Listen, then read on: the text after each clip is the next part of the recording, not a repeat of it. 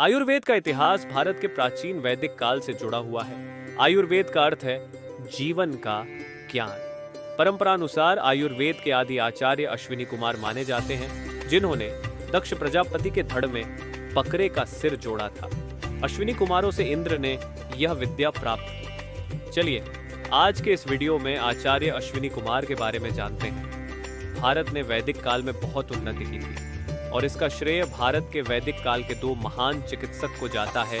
वो थे अश्विनी कुमार। वे दोनों जुड़वा भाई थे और दोनों हमेशा साथ में ही रहते थे, जिनका नाम नासत्य और दस्र होता है। ऐसा वर्णन मिलता है कि वे देवताओं का चिकित्सा करते थे तथा संसार के दूसरों लोगों को भी समय समय पे स्वस्थ रहने का उपाय बताते थे। रोग दोष एवं रोग निवारण करने वाले अश्विनी कुमारों का ऋग्वेद में गुणगान किया गया है। एक वैदिक कथा के अनुसार देवताओं के गुरु बृहस्पति का प्राण प्रिय एक लौते पुत्र शण्यु बीमार पर डीडीएच किया और अनेक उपचार करने के बाद भी ठीक नहीं हुआ।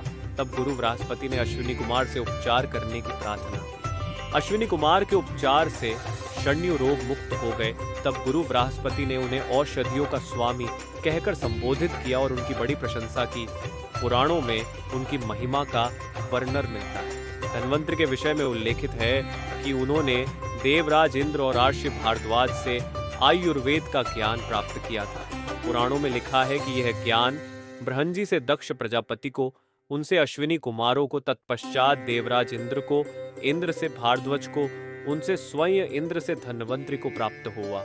इनमें देवराज इंद्र दक्ष प्रजापति अपने पद के कारण अपने अधीनस्थ सभी लोगों के ज्ञान के स्वामी माने जाते हैं।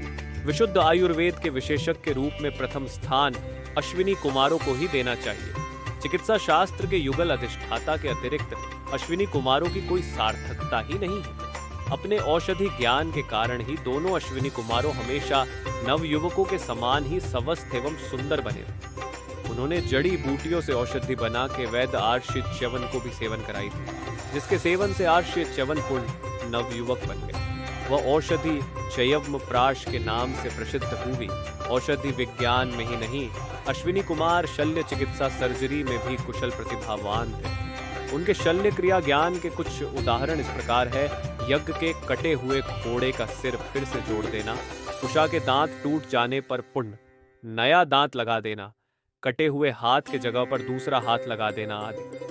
अश्विनी कुमारों ने संसार को रोग मुक्त होने का रहस्य तथा शरीर में वात, पित्त और कफ तीन विकारों का ज्ञान कराया और स्वस्थ, संयम और सदाचरण का वह मार्ग दिखाया, जिस पर चलकर हमारे आर्ष मुनियों और राम, कृष्ण, भीष्म आदि महापुरुषों ने दीर्घ जीवन प्राप्त किया और प्राचीन भारतीय समाज स्वास्थ्य और दीर्घजीवी बना। आज भी आयुर्वेद भारत और दुनिया भर में एक लोकप्रिय चिकित्सा पद्धति है। अश्विन कुमारों की विरासत आयुर्वेद के इतिहास और विकास में अमिट छाप छोड़ती है। वीडियो अच्छी लगी हो तो हमारे चैनल को सब्सक्राइब करना ना भूलें। धन्यवाद।